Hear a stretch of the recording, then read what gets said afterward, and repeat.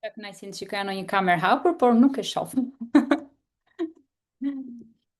Atëherë, tema që kam vendosur dhe kam zgjedhur për sot si ditë e hënë, do doja shumë që kam zgjedhur sot motivimin, për disa arsye në fakt, sepse motivimi është një nga ato gjërat që neve na ndihmon si në fillim kur nisim, por nuk është aq e lehtë që ta mbajmë dhe ta kemi në vazhdimsi të këtij rrugtimi. Është shumë i rëndësishëm në gjithë leadershipin në tërësi, sepse ajo se çfarë ne bëjmë për sa i përket në momentin që ne vendosim ose që arrijmë që të krijojmë një tim të caktuar, është leadershipi ose aftësitë e leadershipit që neve do na ndihmojnë që të krijojmë dhe të kemi sukses më tutje.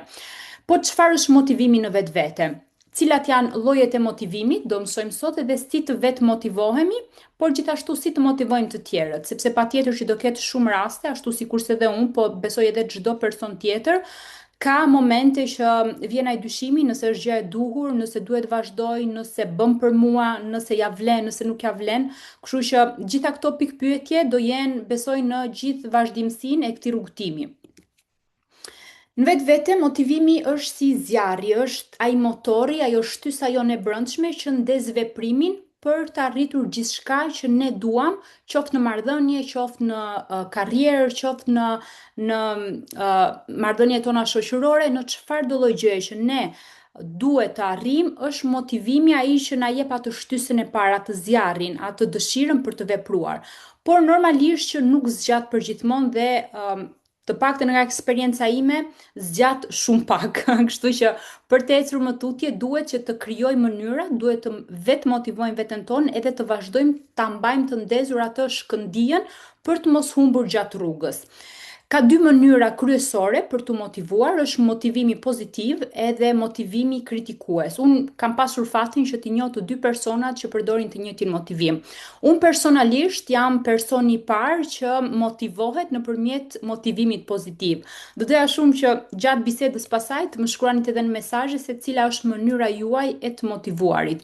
Normalisht që motivimi pozitiv është kur dikush të mbështet, të sheh përpjekjet e tua, të jep dashuri dhe të përgëzon në vazhdimsi, pra është një mënyrë komplimenti për atë që ti bën, dhe për atë që ti përpiqesh, jo domosdoshmërisht të kesh arritur rezultate, por impenjimin që ti jep në gjithçka që ti bën. Nga ana tjetër është normalisht që për personat që nuk e njohin këtë lloj motivimi, ndoshta dikujt mund t'i duken si lajka, mund t'i duken si furça, por këto janë dy mënyrat që njerëzit motivojnë të tjerët, por edhe veten e tyre. Dhe pastaj kemi motivimin kritikues, që unë personalisht kam parë që funksionon shumë mirë, por që unë nuk është se e gjej vetë. Ndoshta në ndonjë moment, por jo gjithmonë arrij që ta gjej veten time te kjo mënyrë e të motivuarit. Motivimi i kritikues është kur dikush të sfidon, ti thotë të vërtetat në sy, të shtyn që të bësh më shumë, të thotë që nëse ti nuk poston, në rastin konkret që është biznesi ynë, për sa i përket network marketingut apo shitjes, nëse ti nuk poston në rrjetet e tua sociale, nëse ti nuk merr guximin që të nisësh dhe të shfaqesh me fytyrë, ta prezantosh këtë mundësi, normalisht që qoftë mentorja jote apo sponsorja jote apo dhe dikush tjetër të thotë që me këtë ritëm që ti po ecën dhe nëse ti nuk bën asgjë nga këto gjëra, më vjen shumë keq, por mbas 6 muajsh do jesh po në të njëjtin vend dhe nuk do kesh bër asnjë lek dhe asnjë fitim nga ky biznes. Kështu që vendos ti nëse kjo gjëja, domethënë, do vazhdoj në këtë ritëm, dëshiron të heqësh dorë, por unë mund të them nga eksperienca ime që nëse ti vazhdon në këtë mënyrë, ti nuk do kesh rezultate. Dhe kjo është diçka që ty të vjen edhe si sfidë, dikush mund ta marrë dhe për fyerje. Por varet pastaj se cili është ai objektivi dhe nëse ti mund ta marrësh si ose është shumë e rëndësishme. Në fakt tek motivimi kritikues është personi që neve na e jep këtë të kritik pozitive. Pra është dikush që e ka kapacitetin, dikush që vërtet ty ta do të mirën, dikush që dëshiron që ti vërtet të rritesh edhe të kesh sukses, apo është thjesht dikush që ndoshta ka zili, ndoshta dikush që do të heqë atë energjinë dhe atë motivimin ty dhe të tregoj pjesën negative ndoshta që ti nuk po arrin. Kështu që është shumë e rëndësishme se nga kush na vjen ky lloj motivimi kritikues. Nëse është dikush që vërtet e ka bazën për të ta bërë ty këtë kritik konstruktive. Normalisht që motivimi me komplimenta bëhet në këtë mënyrë, madje për shumë persona kur ke një ekip të caktuar, është shumë e nevojshme që edhe me bisedat që mbajmë veç e veç me personat që ne kemi në skuadër, të njohim personin dhe në të njëjtën mënyrë të përdorim dhe motivimin që i përshtatet këtij personi, sepse një personi që është i ndjeshëm, një person që ndoshta është duke kaluar një moment të vështirë në jetën e tij, normalisht ti nuk mund t'i bësh ose të mundohesh ta motivosh nëpërmjet motivimit kritikues, do ishte normalisht totalisht absurde. Disa nga mënyrat e motivimit pozitiv është sa më pëlqen sa shumë po përpiqesh, nuk e dorëzuar edhe patjetër pse ke hasur vështirësi dhe e di se sa i vështirë ndoshta është ky rrugtim. Energjia jote është frymëzim për të tjerët dhe ti po bësh një version shumë më i fortë i vetes tënde dhe shumë të tjera si këto. Personalisht, kur kam nisur në fillim të këtij rrugtimi, shikoja që shumë nga koleget e mia ose vajza ose mentoria ime, shihnin tek unë aftësi që ndoshta unë nuk e kisha akoma besimin që e kisha këtë prirje për ta bërë këtë gjë. E kisha këtë qoftë edhe dhunti, por që normalisht e zhvillon edhe me kalimin e kohës. Dhe shumë vajza ma vinin gjatë gjithë kohës në dukje. Kështu që është një mënyrë që ty të ndihmon shumë me vetbesimin, jep ndjesi normalisht ndihesh e vlerësuar edhe që shihesh nga të tjerët si një pikë frymëzimi, të bën të ndihesh normalisht e mbështetur dhe të jep dëshirën që të vazhdosh edhe më shumë. Ndonjëherë, ose në periudha të caktuara, por edhe pa qenë specifikisht në një periudhë të caktuar të jetës tënde, dikush tjetër arrin që t'i shohi më shumë ato aftësitë që ne kemi se sa ne mundemi që t'i shohim tek vetja. Dhe pikërisht në atë moment kur vjen ky lloj motivimi, patjetër që është një shtys shumë e madhe dhe e rindes atë karikimin që ti ke dhe vazhdon që të kesh sukses edhe më shumë, të punosh edhe më fort.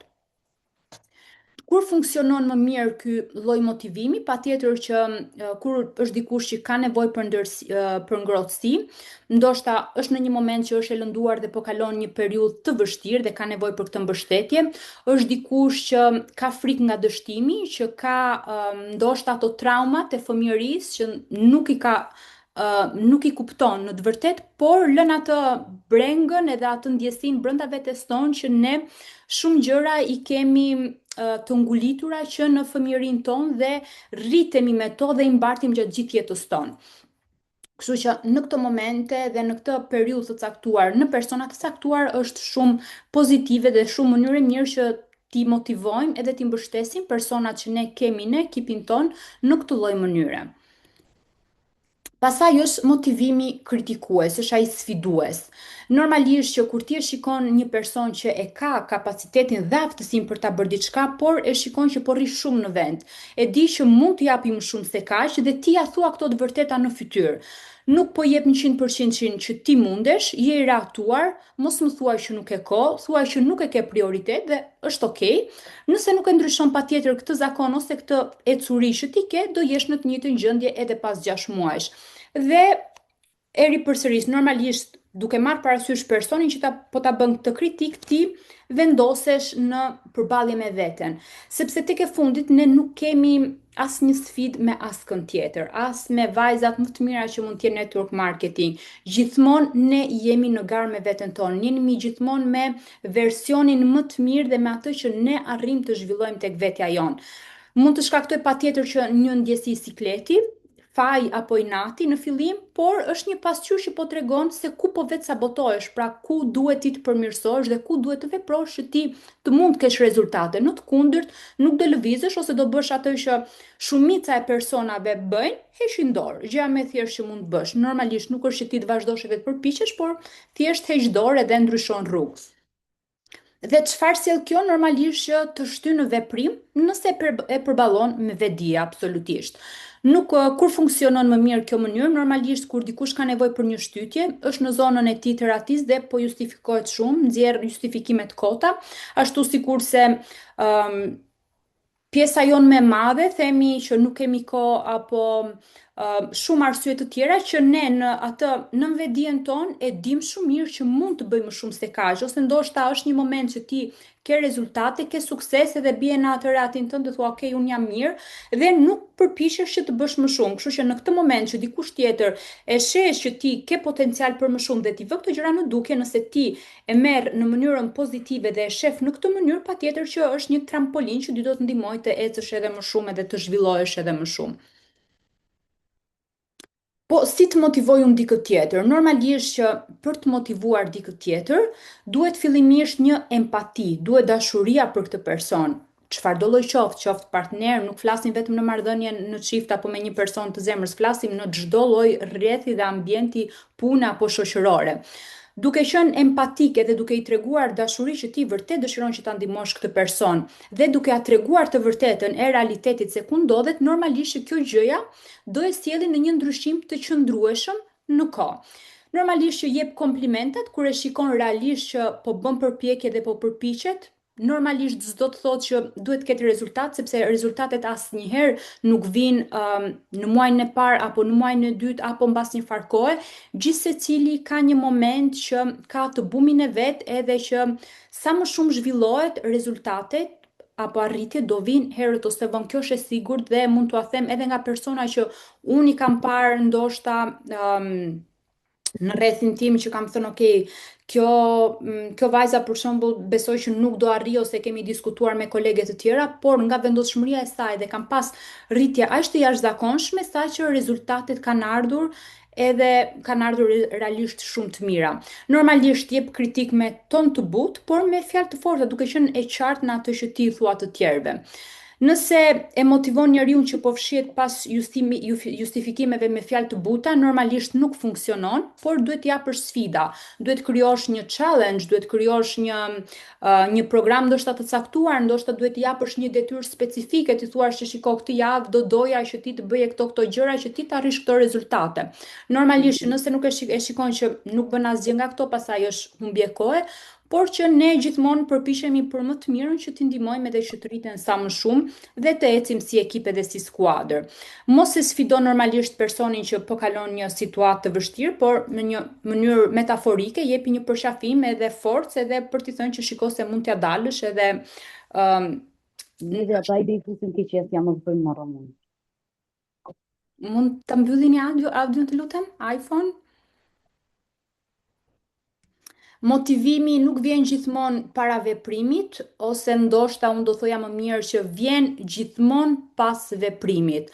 Ndonjëherë vjen pas një veprimi të vogël që ti fillon në rrotën. Unë personalisht, kur mu deshi të ndryshoja kompani, pata një moment down në sensin që isha shkëputur aq shumë nga rrjetet e mia sociale, sa që dhe të bëja një story duke folur gjë që mua më vjen realisht shumë natyrale, më dukej vetja çuditshëm, ta shifja veten time duke bër story dhe më dukej, nuk e di, ndoshta zëri, ndoshta mënyra si flisje nuk më pëlqente vetja ime, ndërkohë që kisha gati 3 vite që e bëja këtë gjë rregullisht dhe në moment që u shkëputa për një periudhë e kisha prap të vështirë. Jo më dikush tjetër që është totalisht në fillimin e tij edhe nuk e ka bërë asnjëherë më parë këtë gjë.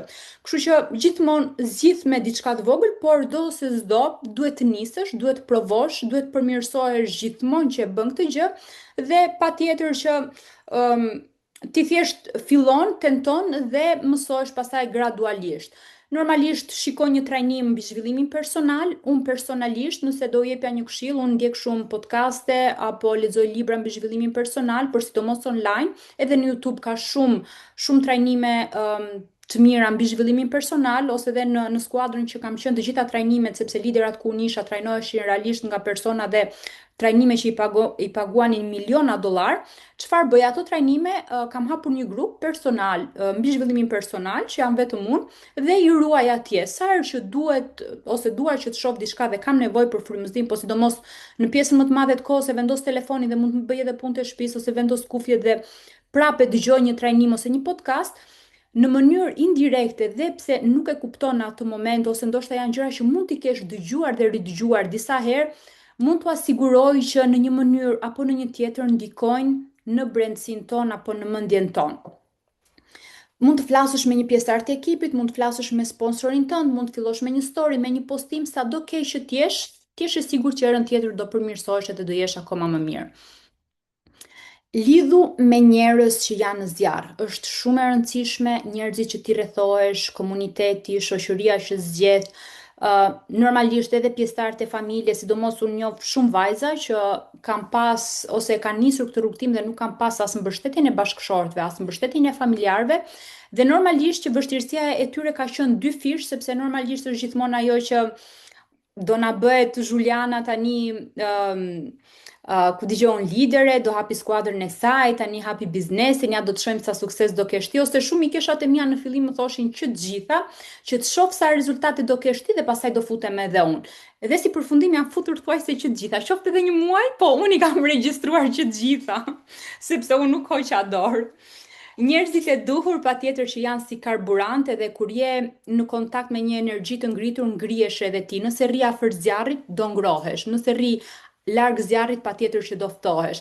Prandaj them edhe për trajnimet që ne kemi live, energjia dhe motivimi që merr nga energjia e njerëzve në kohë reale është shumë më ndryshe se sa nga ajo që ti mund të ndjekësh thjesht një trajnim të regjistruar që ndoshta më edhe mund ta shtysh sot nesër dhe as nuk e shikon asnjëherë. Kur izolohesh normalisht që rritet e errësira. Jeni aktive në përzume, fol patjetër me sponsorin tënd, nëse ti nuk thua se ku e ke vështirësinë, çfarë ndihme dëshiron që të kesh, absolutisht që asnjëra nuk mund ta di se si mund të ndihmoj ty ose të vinë në ndihmë. Nëse ti nuk e thua atë që vërtet ke vështirësinë në atë moment. Dhe patjetër që janë shumë të rëndësishme videot motivuese dhe videot që të ndryshojnë komplet mindsetin, por edhe gjendjen tënde, edhe mendsinë, edhe se si i shikon gjërat, edhe se çfarë duhet të ndryshosh ndoshta në rutinën tënde ose në përditshmërinë tënde. Patjetër që duhet flasësh me veten me shumë dashuri, unë shoh shumë persona për fat keq që kanë një vetbesim dhe një dashuri për veten shumë të ulët. Dhe nëse ti nuk e trajton veten tënde me dashuri, mos prit që dikush tjetër ta bëjë. Ndoshta je me fat që ke gjetë një person apo persona që e bëjnë këtë gjë, por të paktën në qoftë edhe në pjesën e konkurrencës apo të botës jashtë, është shumë e vështirë që nëse ti nuk e tregon atë vetbesimin dhe atë dashurinë për veten tënde, mos prit që dikush tjetër ta bëj për ty. Normalisht nëse ti thua gjatë gjithë kohës që nuk jam e zonja, s'po më hecëm, po ndoshta kjo gjë nuk funksionon, po nuk bën për mua, po nuk do e mësoj kurrë, kjo gjë, nëse ti e përsërit në përditshmërinë tënde, sa vjen edhe do rritet, do bëhet shumë herë më e madhe dhe mendja jote do e besoj atë që ti thua dhe do e besosh që ti vërtet nuk ja del dhe ti vërtet nuk mund ta bësh këtë gjë. Ndërsa nëse ke një zë të fortë, kjo është vetëm një fazë, është diçka e re për mua, normal që do e mësoj. Nëse e ka bërë dikush tjetër, pse jo unë? Nëse e ka bërë filania, merr një person ndoshta që ti e shef në realitetin tënd edhe thua, ok, nëse e ka bërë Klaudia, pse mos ta bëj unë? Nëse e ka bërë Juliana, normalisht që mund ta bëj dhe unë, nëse ka mësuar ajo. Do më duhet më pak kohë? It's ok, s'ka asnjë lloj problemi, por unë do e bëj, unë do e mësoj këtë gjë. Kam kaluar momente edhe më të vështira, kam kaluar edhe më parë këtë fazë, por unë kam lindur për më shumë dhe unë do ja dal. Pik. Apo më dishni? Vajtjore. Po, Ok, më vjen shumë mirë.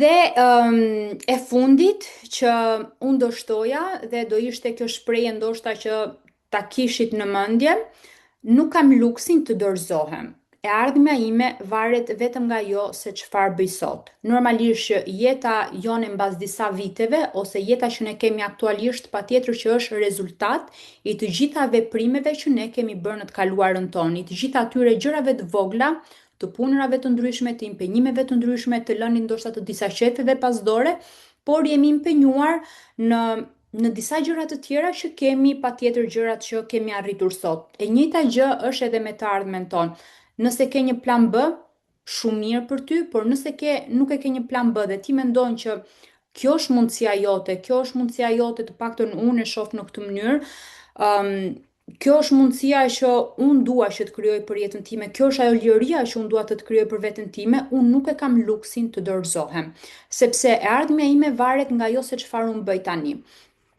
Dhe një gjë shumë të rëndësishme që unë do thoja është që patjetër që ne arrim të shpërblehemi për personin që ne arrim të krijojmë.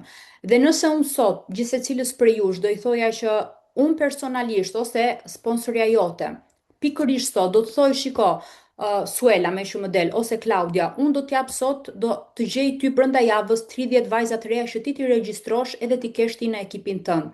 A je ti aft që ti rritësh edhe ti ndihmosh këto vajza ti suportosh hap pas hapi, të mbash trajnime për to, ti zhvillosh, ti ndjekësh, a e ke ti sot aftësinë që ta bësh këtë gjë? Sepse normalisht që mënyra se si ti shpërblehesh ecën paralelisht, aq më tepër ndoshta duhet të jesh më shumë e zhvilluar dhe më pas vjen suksesi. A e ke ti aftësinë sot që ta bësh këtë gjë? Edhe nëse ti ke këto persona, a e ke ti aftësinë? Nesër, unë personalisht kam arritur në eksperiencën time të kaluar 2 nivele në të njëjtin muaj, kam regjistruar 18 persona në të njëjtin muaj. Nëse ajo mundësi vetëm nga një video që më vajti virale në TikTok edhe në Instagram, ishte e njëjta video. Nëse mua ajo rastësi do më kishte ndodhur në 5 muajt e parë dhe më kanë vajtur edhe video të tjera virale në 5 muajt e parë apo 6 muajt e parë të eksperiencës time në network marketing, unë jam e bindur që nuk do arrija që t'i regjistroja ato persona, por mbi gjitha nuk e kisha unë aftësinë dhe realisht nuk do arrija totalisht që t'i menaxhoja shumë persona, sepse nuk e kisha zhvilluar veten time dhe nuk e kisha njohurin as në tregjet financiare, as në network marketing, në asnjë lloj gjëje që unë të kisha mundësinë të punoja njëkohësisht brenda një muaji me 18 persona. Kështu që nëse ju sot do keni mundësinë të trajnoni një skuadër prej 20 vajzash, a i keni çuar veten tuaj në nivelin që ta bëni këtë gjë në mënyrë që dhe shpërbleni në atë mënyrë? Kështu që unë do ju lë sot me këtë pikpyetje dhe do doja të dija mendimin tuaj për sa i përket do e ndërpres regjistrimin, edhe tani të sa të mbaroj Zoomi, të bëjmë një bisedë dhe do doja pastaj mendimin tuaj se çfarë u ngele nga ky trajnim ose cila është mënyra juaj se si e gjeni veten për t'u motivuar dhe normalisht që ashtu sikurse ne motivohemi, ashtu pëlqejmë që të motivojmë të tjerët në të njëjtën mënyrë. Një sekond, sa të ndërpres regjistrimin.